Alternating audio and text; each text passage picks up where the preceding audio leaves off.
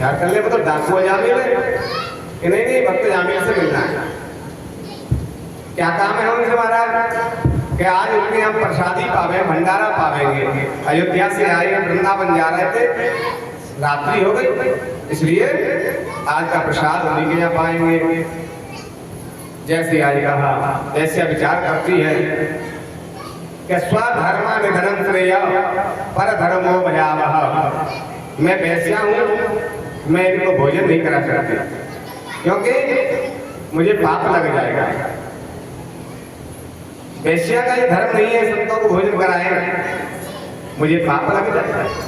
खाने वाले को पाप नहीं लगता है तो भूल से या अनजाने में तुम किसी को खिलाओगे जो हमारा धर्म नहीं है, उस धर्म के विपरीत भोजन कराओगे किसी के लिए, तो खाने वाले को पाप नहीं लगेगा क्योंकि उसे तो पता नहीं है। लेकिन तुम्हें पता है कि इनको खिलाने से पाप लग जाता है, तो खिलाने वाले को पाप लगेगा, उसका पुण्य नहीं मिलेगा। तो वैश्य विचार करती है मुझे पाप लग जाएगा। महाराज हमारे घर में सोवर है, हम आपको कैसे खिलाएं, किसी दूसरी जगह चले जाओ। संत कहते महाराज हमारे यहाँ सोवर शुतंग नहीं लगते। संतों के यहाँ कोई सोवर शुतंग नहीं होते हैं, ये तो गृहस्थों के यहाँ सोवर शुतंग चलते हैं। हम तो अजाती हैं, हमारे यहाँ कोई दोष नहीं, हम तो पाल हैं। वैश्या कहती है कि हमको को नहीं लगता, लेकिन हमको तो पाप लगेगा। तो महाराज हम सोवर में कैसे खिला सकते हैं, हम नहीं खिला पाएंगे। तो सूखा आटा देने में कोई दोष नहीं है, सूखी सामग्री पैसे दे दो तो उसका कोई दोष नहीं। अच्छा ठीक है, आज सूखा भोजन की सामग्री आज अर्पण कर महाराज अपने हाथ से बना लो। संतों ने प्रसाद ले लिया बनाने के लिए, सूखा सामान ले लिया, अपने हाथ से प्रसादी बनाई और कहा अजामिल आ जाए तो हमारे पास भेज दे। तो आज डाकू अजामिल जंगल से शिकार खेल के आया, दो मृग के कंधे में पड़े हुए थे। वैश्या पहुंची, संतों ने देख लिया तो भोजन नहीं करेंगे, ये तो राक्षस है, इसके हाथ में यहाँ का भोजन नहीं पाएंगे। तो आज वैश्या कहती है महाराज इसको छोड़ दो, फेंक दो इसको। उन्होंने कहा महाराज अजामिल कहता है बड़ी मेहनत से तो मृग हाथ आता है, मृग का भोजन सुंदर बनेगा, नहीं इसको फेंक दो। जिस डाकू अजामिल के डर से गांव में फाटक बंद हो जाते हैं, बच्चे रोने से बंद हो जाते हैं, इतना भयभीत खूंखार डाकू अजामिल। लेकिन आज वैश्या ने जैसे आप दिखाई तो ये डर गए, क्योंकि कोई कितना भी क्रोधी क्यों नहीं हो, कितना भी खूंखार व्यक्ति हो, लेकिन माता पिता के सामने आंख दिखा देगा, क्रोध करेगा माता पिता से, भाई बंधुओं से, परिवार में। लेकिन जब उनकी श्रीमती जी सामने आ जाए तो सारा क्रोध शांत हो जाता है, एकदम ठंडा पड़ जाता है। तो महाराज जो श्रीमती जी आई उन्हें फेंक दो इसको, शिकार को, तुरंत फेंक दिया। पट्टी निकाल दो, काली पट्टी माथे पे बंधी हुई थी, तलवार फेंक दो, पीछे के दरवाजे से आ जाए। पीछे के दरवाजे से आ गए, स्नान कर लो, खून से पूरा शरीर लथपथ हो रहा है, बिगड़ गया है, स्नान कराया। आज वैश्या कहती है लो धोती कुर्ता पहन लो। अजामिल कहता क्या हो गया तुझे, आज जो मैं कह रही हूँ वो करते जाओ। धोती कुर्ता पहन ले अजामिल ने, तिलक लगा लो, तिलक लगा लिए, माला पहन लो, माला पहन ली। अब तो बता दो क्या बात है कि तुम्हारे यहाँ संत आए हैं, किसी ने मजाक कर दिया है भक्त अजामिल का घर है, इसलिए तुम डाकू बन के नहीं भक्त बन के जाओ उनके पास। अजामिल कहता संत मेरे यहाँ भोजन पा रहे, अगर जंगल में कोई साधु संत मिल जाता है उनकी गोविंदा नमो नमः कर देता और चीन का कमंडलू ले आता, उनको बेच लेता बाजार में। आज तो सीधी शिकार भटियार पे चली आई, मेरे घर पे ही भंडारा पा रही है। आज वैश्या कहती है उनसे कुछ कहना नहीं, भूखे संत है। ठीक है देवी, अब श्रीमती जी के आगे बात, आज उनकी शक्ति नहीं काम कर रही।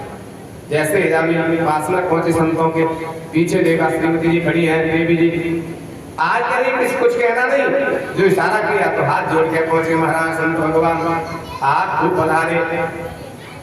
कहने लगे अरे भक्त अजामिल तेरा जैसा नाम सुना था वैसा ही तेरा गुण है, आओ प्रसादी पा लो। नहीं नहीं पहले संत भगवान पाएंगे बाद में हम पाएंगे। संतों ने प्रसादी पाई, तो शादी पाने के बाद में भगवान का भोग, संतों का भोग, प्रसाद जो अजामिल ने खाया तो उनके मन के सारे विकार समाप्त हो गए, क्योंकि प्रसादे सर्व दुखानां हानिरस्योपजायते। भगवान का भोग लगा हुआ प्रसाद, गुरु ने जिसमें भोजन किया है वो प्रसाद अगर हम पाते हैं तो हमारे मन के सारे विकार समाप्त हो जाते हैं, तो भगवान की भक्ति हृदय में प्रकट हो जाती है। तो आज संतों का प्रसाद जब पाया, डाकू अजामिल का हृदय प्रकट हो गया, हृदय परिवर्तन हो गया। अब तो ये डाकू अजामिल रोने लगा, संतों के चरण पकड़ के रो रहा है, महाराज मेरा उद्धार कैसे होगा। संत कहते हैं, अरे भक्त अजामिल, तुम तो संतों की सेवा ऐसे करते रहते हो, जो संतों की सेवा करते हैं भगवान उसका उद्धार संतों से पहले कर देते हैं, क्योंकि भगवान दासानुदास का उद्धार पहले करते हैं। जो संतों की सेवा करते हैं तो भगवान अपने संत का तो उद्धार करते ही हैं, लेकिन संत से पहले संत की सेवा करने वाले भक्त का उद्धार भगवान पहले करते हैं। क्योंकि हर व्यक्ति को अपना बेटा प्रिय लगता है, लेकिन बेटा का बेटा हो जाए तो कौन हो जाता है? नाती। तो बेटा से प्यारा प्यारा कौन होता है? नाती। और प्याज से, मूल से प्यारा प्याज होता है। ऐसे भगवान के लिए संत प्यारे हैं, और संतों के जो दास बन जाते हैं वो दासानुदास हो जाते हैं, भगवान के नाती हो जाते हैं, तो भगवान उनका उद्धार पहले कर देते। इसलिए तुम्हारा तो उद्धार करेंगे, तुम संतों की सेवा कर रहे हो। आज डाकू अजामिल कहता, महाराज मैं संतों की सेवा नहीं करता, मैं भक्त अजामिल नहीं हूँ, मैं डाकू अजामिल हूँ। ऐसे में ब्राह्मण हूँ, 3 समय संध्या वंदन करने वाला, रोज हवन करने वाला अग्निहोत्री ब्राह्मण था, लेकिन अब तो मैंने अपनी पत्नी को त्याग दिया, हवन पूजा पाठ बंद कर दिया, भजन करना बंद कर दिया, ये वैश्या के साथ में रहता हूँ, 9 बालक होगा इसके साथ में, मैं मांस भक्षण करने लगा, मदरा पान करने लगा, चोरी करने लगा, डाका डालने लगा हूँ। महाराज ब्राह्मण होकर के मैंने ऐसे ऐसे कर्म किए हैं, अब मेरा उद्धार कैसे होगा। संतों ने विचार किया, इतना विद्वान ब्राह्मण होकर के ऐसे कार्य करने लगा, लेकिन संतों के पास ऐसे ऐसे उपाय होते हैं कि हमारे जीवन के सारे पाप पल भर में दूर कर देते हैं। संत की कृपा जिस पर हो जाए, गुरु कृपा हो जाए, जीवन भर पाप किए हों उनसे भी भगवान के भक्त हमें बचा लेते हैं, संत बचा लेते हैं।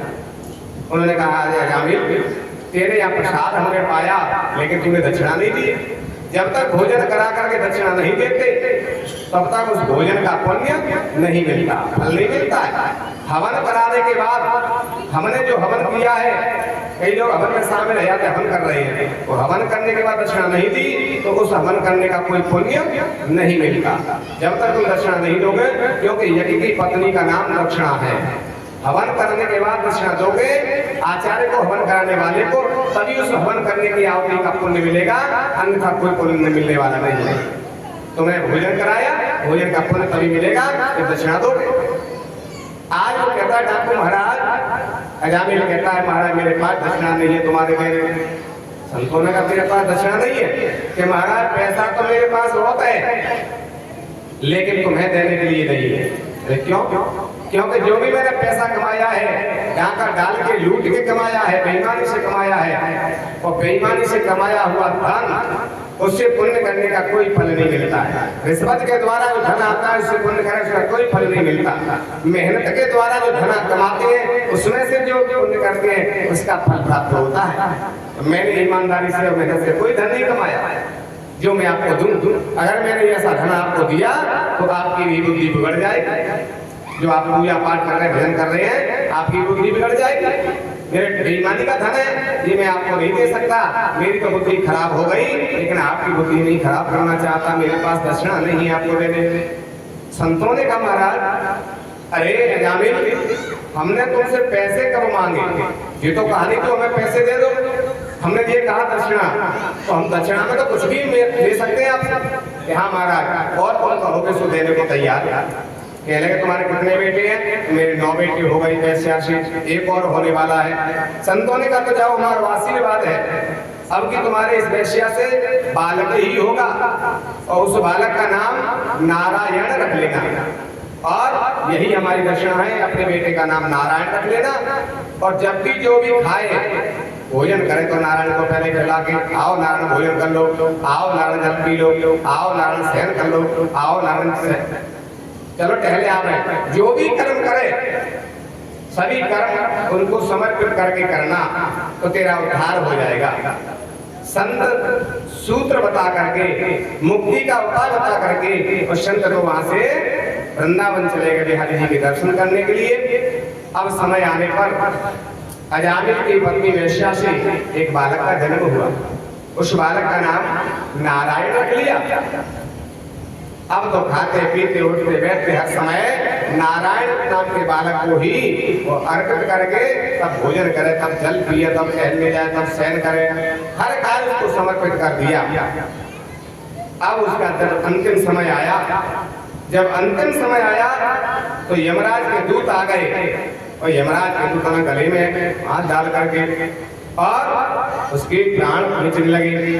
तो बगल में वो बालक खेल रहा था। तो आज अजामिल अपने बालक को पुकारने लगा, कहने लगा कि दूरे क्रीडन काशकम पुत्रम नारायणाभयम प्लावितेन स्वरोच्चै राजुभावा कुलेन्द्रियः। अरे पुत्र नारायण की रक्षा करो, पुत्र नारायण की रक्षा करो। जो नारायण का अजामिल ने नाम लिया तो वहां भगवान के पार्षद प्रकट हो गए और यमदूतों को मार पीट करके भगाने लगे, इसको छोड़ दो, भाग जाओ। उन्होंने कहा महाराज ये ब्राह्मण होकर के इसने अपना कर्म छोड़ दिया, अपना धर्म छोड़ दिया, अपनी धर्म पत्नी को छोड़ दिया और वेश्या के साथ रहता है, इसलिए इसको हम नरक ले जा रहे हैं। इसने व्यसन किए हैं, मद्यपान किया, मांस भक्षण किया है, इसे हम नरक ले जाएंगे प्रायश्चित करने के लिए। भगवान के पास सब कहते तुम कौन हो? तो वो कहते हम यमराज के दूत हैं, धर्मराज के दूत हैं। तो भगवान के पास सब कहते हैं तुम धर्मराज के दूत हो, तुझे जानते हो धर्म किसे कहते हैं और धर्म किसे कहते हैं? कि महाराज बिल्कुल जानते हैं। क्या है? तो कहने लगे कि वेदा प्रणीतो धर्मो या धर्म द्विविपर्ययः वेदो नारायण साक्षात् स्वयं भूदेवी श्रुतः। आज वो कह रहे हैं धर्मराज के दूत कि जो शास्त्रों में बताया है, शास्त्रों के प्राणों के अनुसार जो कर्म करते हैं वो धर्म है और इनसे विपरीत काम करेंगे वो अधर्म है।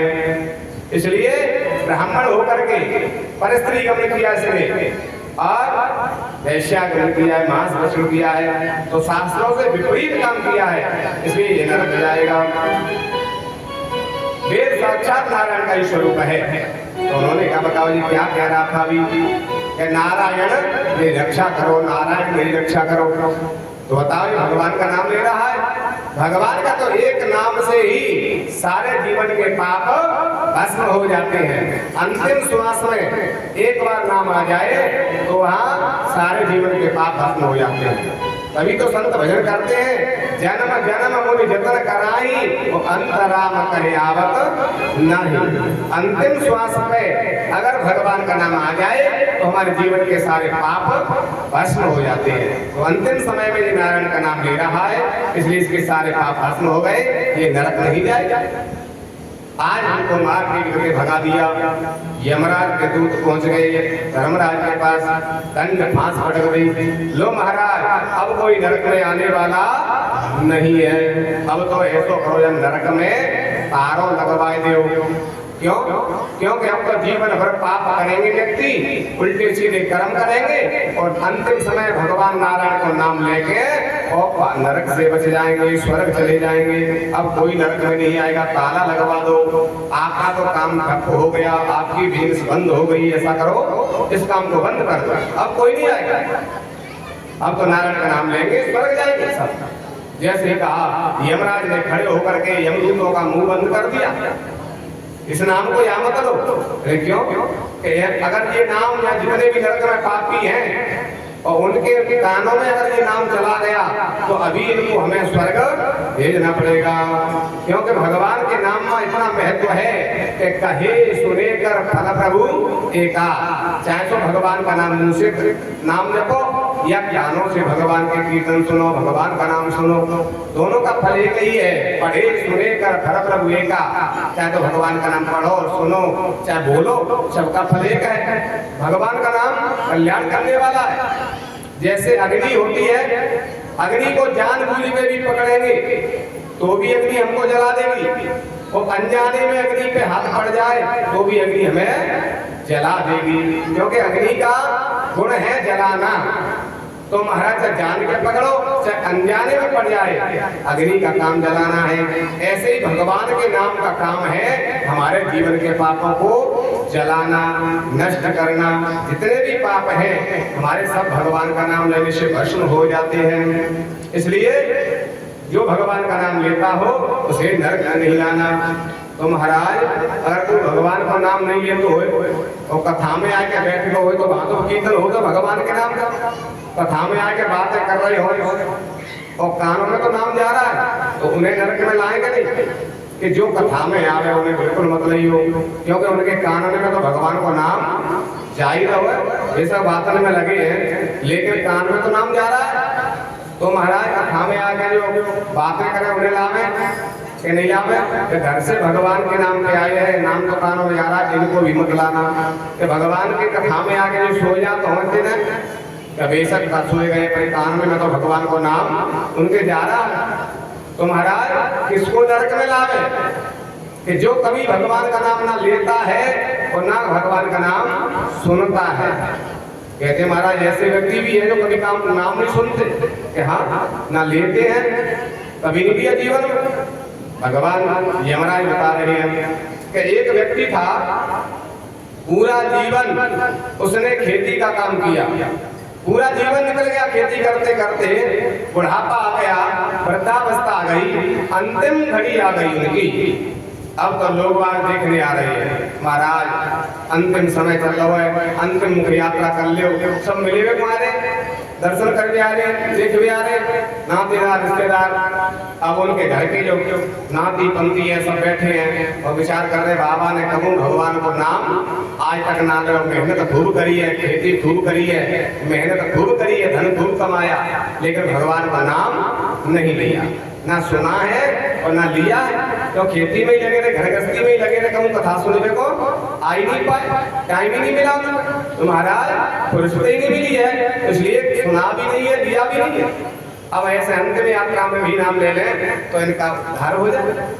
तो घर वाले कह रहे भैया बाबा अब तुम भगवान का नाम ले लो, क्यों से ले लें, उससे वो जानता, तुम्हारे कहते नहीं है वो जानता। अब विचार करे तो कैसे ना ले रहे, तो के सहारे के नाम ले लें। तो पूरे जीवन खेत चलायो, हल चलायो खेती में, तो हर ला करके रख दिया। हर कहेंगे तो हरि भगवान का नाम निकल जाएगा। कहले बाबा जी आपका नाम है क्या पागल है कभी बुद्धि सठियाए गई, पूरी जिंदगी जी के मैंने काम करो है, सब जानो कि तो बताए जो कहा है आपको नाम कहा है, तो कहा है धरती फारा है। अब तो भगवान का नाम नहीं, हर भी नहीं कहा, कह रहे धरती फारा है। विचार करके ऐसे तो भगवान को नाम नहीं लियो। तब तक इनके दामाद आ गए, इनको नाम है तो हरि नारायण। तो विचार के हरि नारायण कहेंगे, दामाद से नाम लेंगे तो भगवान का नाम निकल जाओ, इनको उद्धार है जाओ। घर वाले कहेंगे भैया बाबा देखो जिनको आगे जान तो, अरे उसी को जान तो पहचान लाऊंगा, ऐसे में बुद्धि खराब बनाएगी हमें। तो ठीक है जानता दे का नाम है इनको, वो है जानता है तो बता दे नाम वो है तो का मोड़ी को खत्म हुए। अब तो ना दामाद कही थे, दामाद कहे तो दामोदर भगवान को नाम निकल जाए, और नाम लेते तो हरिनारायण भगवान को नाम निकल जाते, लेकिन ना तो भगवान को नाम किसी के बहाने से भी नहीं ले रहे। अब तो बड़ा संकट हो गया, बाबा तो कैसे नाम ना ले रहे, तो के सारे तो नाम ना ले रहे, कैसे इनको उद्धार होएगा। अब तो इन्हें संध्या को खूब भोजन कराए जाओ, और पुराने जमाने में चबूतरा होता है घर के बगल में बाहर, और पेड़ लगे होते हैं, तो पेड़ के नीचे चबूतरा पे हड्डियां डाल दे बाबा की, आज नाम जरूर लिखवा देंगे बाबा से, क्योंकि अंतिम सांस चल रही बाबा की गोविंदाय नमो नमः है जाए। एक भी तो नाम लिखवाए के छोड़ेंगे इनके। सुंदर भोजन करायो, भोजन कराए के बीच चबूतरा पे हड्डियां बिछा दी, और वहां पे बाबा सोए गए। रात्रि में इनको लगी प्यास, और बात है पहले सवेरे घर वाले ने खड़िया उठाए के अच्छा कल नहीं जाए और चबूतरा के किनारे पे पहुंचा दिया कि ऊपर से गिरेंगे तो जो तो कहेंगे हे भगवान लग गई, तो वो ठोकर लगे गिर पड़े तो भगवान का नाम निकल जाता है। हे भगवान लग गई, हे भगवान गिर गए, हे भगवान बच गए, कछु तो नाम लेंगे। तो जैसे ही खटिया पे किनारे पे कर दी और रात में को लघुशंका लगी, जो लघुशंका के जल्दी में खड़े भये विचार करे चबूतरा पे सो रहे, जो जल्दी में खटिया पे पांव धरो तो ऊपर से नीचे गिरे तो ओई छक्के बच गए। तो भगवान का नाम नहीं लाओ के हे भगवान बच गए, के हे राम लग गई, कछु नहीं नाम को नाम नहीं लो, कह रहे ओई छक्के बच गए। तो आज यमराज कह रहे हैं जो भगवान को नाम कबू नहीं लेते हो ना कबू सुनते हो, ऐसे व्यक्तियों को यहाँ लाना। यमराज कह रहे हैं जिह्वा न भाग्य भगवान गुणामधेयम, जिनकी जिह्वा कभी भगवान का नाम नहीं लेती, जिनका मस्तक कभी गुरु के चरणों में नहीं झुकता, जिनका मस्तक कभी भगवान के चरणों में नहीं झुकता है, ऐसे व्यक्तियों को नरक में लाना है। और जो भगवान का नाम ले, चाहे कैसे भी ले, चाहे भाव से ले, चाहे कुभाव से ले, चाहे अनख में ले, चाहे आलस में ले। तुलसी बाबा कह रहे हैं कैसे भी ले, भाव को भाव अनख आलस में, भाव को भाव अनख आलस हो, भाव को भाव अनख आलस हो, भाव को भाव अनख आलस हो।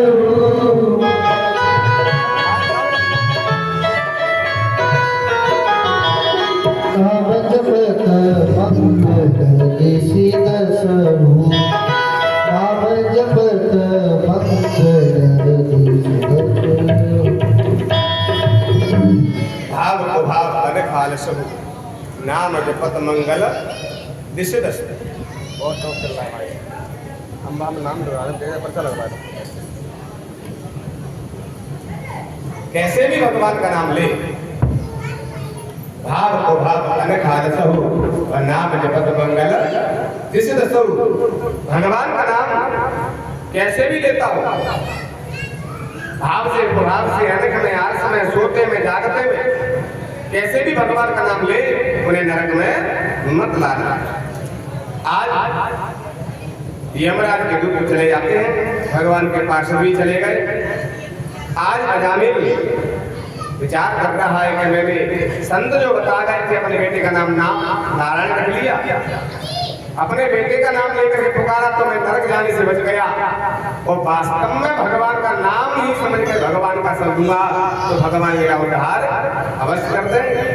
तो आज सर्प को छोड़ करके वैश्या को जा करके अजामिल जंगल में पहुंच गए और भगवान का चिंतन कर रही है कि हरि नाम नहीं तो जीना क्या, भगवान का नाम नहीं है तो ये जीवन ही व्यर्थ है। क्या कह रहे हैं, अमृत है हरि नाम जगत में,